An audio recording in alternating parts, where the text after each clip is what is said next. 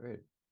Hey, Scott Jordan and Mark Warner here for Jancast number 142 for Thursday, March 30th, 2023. March 30th, man, that means it's almost April.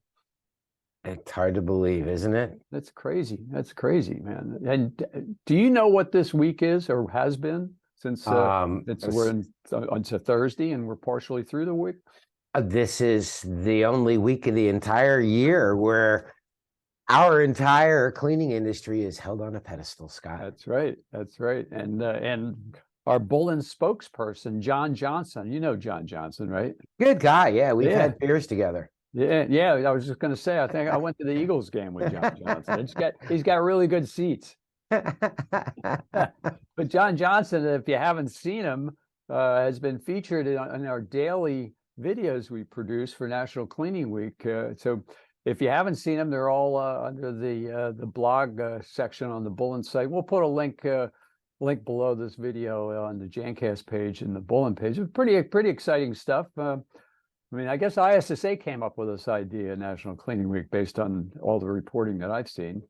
Yeah, I was about 4 years ago, I believe, this might be the fourth or fifth year of it. But the concept started well before that, was to try to get some advocacy, some awareness of the cleaning industry in the eyes of the world and the people that have traditionally viewed people involved with cleaning as being somebody with a half-smoked cigar hanging out of their mouth and a hunk of keys and leaning against the wall waiting to take the trash out, you know. And a hunk of keys, I like that. That just sets a picture off. Yeah, it's like the whole visual image the there. Head of the maintenance department. Yeah.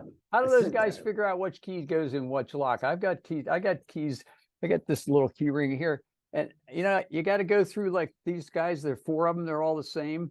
They kind of look the same. How do those guys know which key's which? Because, you know, they'll pull up this thing, this hunk of keys, and they got 50 keys, and they kind of go boom, and get to the exact perfect key. I got to go through all four of them because it's all just for show. They're all the same key. That's it. Yeah. Okay, I got it. Okay. So sorry for that. We're getting off track there. I apologize. So, but you know, that's the image we're trying to like move beyond, right? That it's more than just people's image of the frontline worker. There's team leadership, and there's supervisors, and there's management, and there's C-suite personnel and entrepreneurs, and there's an entire career path wrapped around the cleaning industry at all kinds of levels, including academia. So it's kind of making people aware of that. There's a whole lot of art and science that's wrapped around the cleaning industry, not just making things look and smell nice, but knowing how to preserve assets and knowing how to keep people healthy. Yep. Cool. Well, what else is going on this week? Well, you know, beyond that whole side of it, and before we jump off that, it's kind of interesting that we could mention that there's, I guess you'd call it like an advocacy toolkit that's available through the ISSA website, where companies can actually download, which we did, collateral, that talks about, and it allows you to put your company name on there. And then you become a partner. You become a partner because there's two logos. They have a regular logo and a partner logo. Well, the interesting thing is, I think pretty traditionally in corporate America, you have to get permission to borrow a logo. You sometimes have to pay a fee to borrow a logo. And I think it's kind of cool that the ISSA makes the logo available for anybody to use that downloads the toolkit if they're using it to promote National Cleaning Week. So how often do you get the opportunity to borrow like a Coca-Cola logo? Like, it's all right, I'm just going to use it for a week, man. You know, or like a Walt Disney logo. Just for a week for free, okay? But ISSA is doing that, and that's a pretty neat way to kind of nice selection of stuff they put together. And it advocates for the cleaning industry. And beyond that, they chose this week to do the Washington fly-in. So there is, and that is Thursday and Friday, the 28th and 29th. So depending on when you're listening to this podcast, it either is coming or it just happened. But it's a pretty neat opportunity to have all the state and federal legislators involved with roundtable discussions, and part of it is the opportunity to actually sit with folks. And we have, or had, depending on when you listen to this, some representatives of the Bullen companies Yeah. also there, Pretty cool. supporting the advocacy of the cleaning industry. So, I think John Barrett's supposed to be involved. Yeah. Branton Serra is supposed to be involved with that. Mm-hmm. John Nordorf is supposed to be involved with that. So there are a lot of folks we know that are actually headed down there to be part of that. Pretty cool thing, kind of worth getting about, I think. Yeah. We got it's in the category of lobbying, I guess, to a certain degree, right? Yeah, it's certainly more fascinating to talk about than fungus. Oh, hey, come on. Since the last time we talked about fungus, which kind of, I don't know, we're not showing any pictures, but it's been a pretty hot topic because everybody's kind of sensing, I guess it's because of COVID. Back when COVID started, everybody's like, come on, what's this going to be? It's not going to be anything to worry about, and I guess people are getting kind of the same thought with this one because we get emails, phone calls all the time. So we thought, well, we should probably clear this up just a little bit, at least to kind of settle people that are a little nervous about how bad this be. So you're our resident pathogen expert. Yeah, I'm a fung guy. I had to lay that out there. I might have to edit that out. That was so bad. So, what? One of the things that I was involved with this past week was the New Jersey School Buildings and Grounds Association. And one of the things that they wanted discussed during that seminar presentation was a little bit about this threat of different types of fungi. So I kind of started that saying, being worried about pathogens isn't new. It's just that it's evolving. If you go back far enough, we were really more preoccupied with bacteria, things like staph infection, and then MRSA, which was methicillin resistant staph infections. That's all bacteria, so that's all we were preoccupied with. And then COVID got everybody thinking viruses, SARS-CoV-2, and all that viral stuff, monkeypox, and everybody started getting all concerned about viruses. And now everybody's become aware that there's a third enemy, or shall we call it villainous pathogen, and that is in the form of fungi.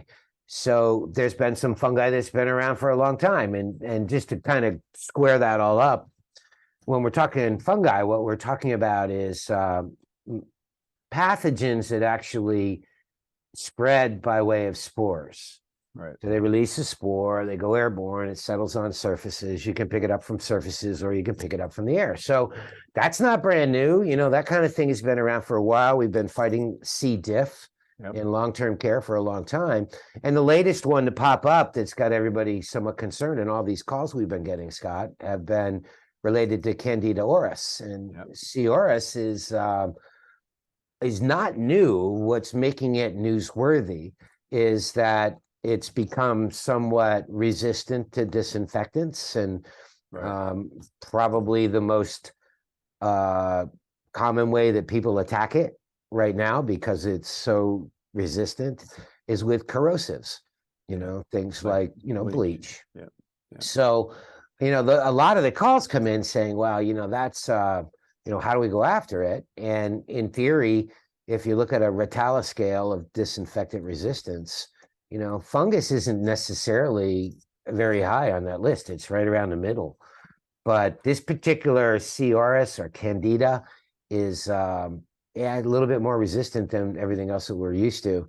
So that's created a lot of questions. And all we've been telling people to do, Scott, is ask the EPA. They got the P list, go to the P list. So there is a P list. We'll put that in the show notes below the video. And I guess the important thing is, the statement that I've got on the screen here, it's not a threat to healthy people.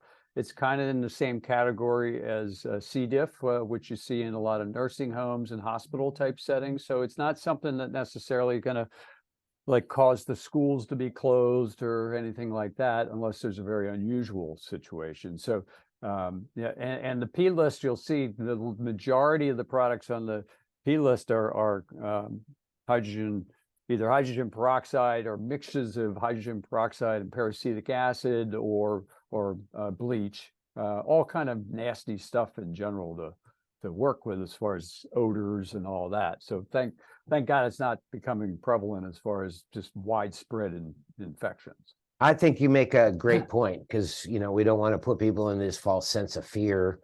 The reality of it is, C. diff is something that we're all exposed to all the time, but it has no effect on us because we're not on antibiotics and we're not, in an immune compromised position like somebody in a long-term care facility might be.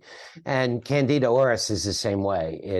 It's not going to have any effect on a healthy person. It affects people that have some kind of compromised immune system because they're on antibiotics or some other form of treatment that compromises their immune system. So oftentimes it's just a healthcare related pathogen. So that's our public service announcement. So I'm going to use this. You made me promise I would not talk about cordyceps fungus, so I won't even bring it up. No pictures necessary. But I wanted to kind of use this as an illustration of some new technology that we've been joking about Chat GPT, but we get requests. I've heard rumors that some of our competition are working on virtual reality training programs, AR training programs, which if you really follow the tech news, Meta, which used to be Facebook, is betting their company's future on people putting on goggles and kind of interacting with the world that way. But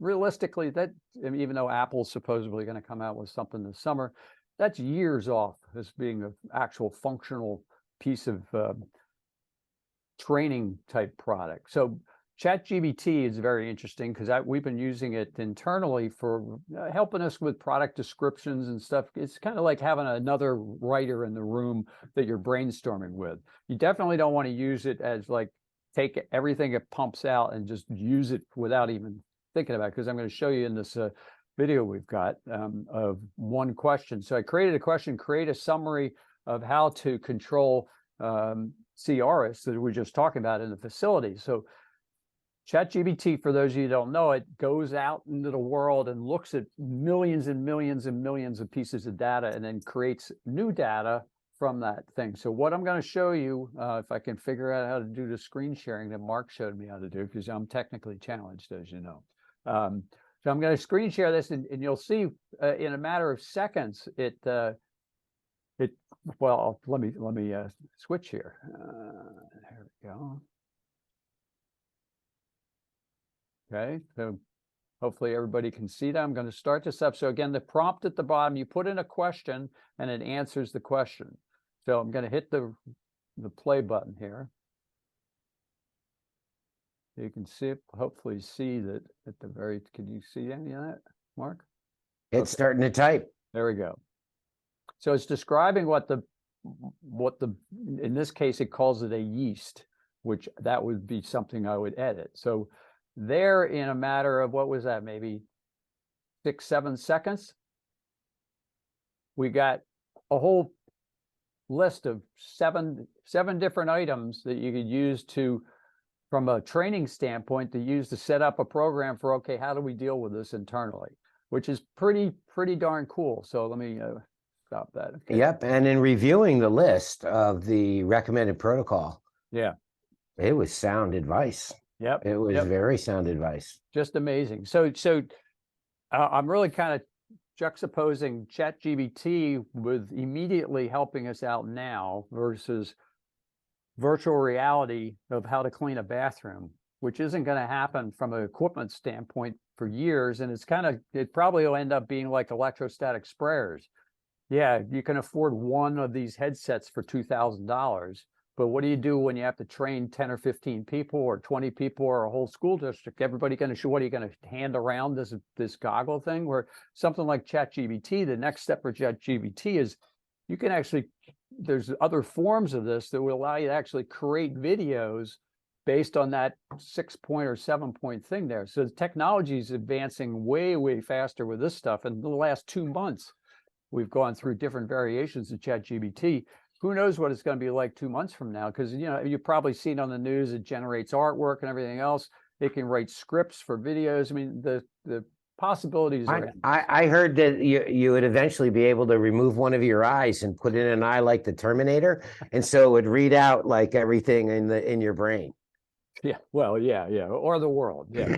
The next variation on this is it's going to be part of your Google or Bing web search experience. So when Chat GPT is driving this stuff, it's not just going to give you a bunch of sites that have that people paid for advertising. It's going to give you the answers to stuff without even taking you to the website. So that thing that I just showed you on the screen, that's all original content.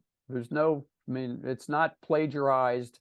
It's probably little pieces of it, maybe 2 or 3 words or concepts, but it's really brand new. So it's pretty spectacular, the technology. So yeah, virtual reality is coming, but no time soon, and we'll utilize this a lot faster than that. So, well, I especially love the idea that it's something that can be shared at such a broad level of people. Yeah. I mean, it is one thing to do in training, like you take a pilot and you put him in a AR booth and let him practice flying a plane, but you're only doing one at a time. Yeah. You know, you're dealing with a school district with 160 custodians. You want to be able to train them all at the same time, and this provides that platform. Yeah. So that's all the news fit for print this week, Mark, unless we have some closing comments. Well, I thought that was enlightening, revealing, and it proved that we're fun guys. Yes, I get it, fun guy. Ooh, man. I had throw that out there. We got so many comments from that. It was pretty neat. Yeah. Okay. Well, thanks for tuning in, folks. We'll see you in a couple weeks at the next show. Stay safe out there.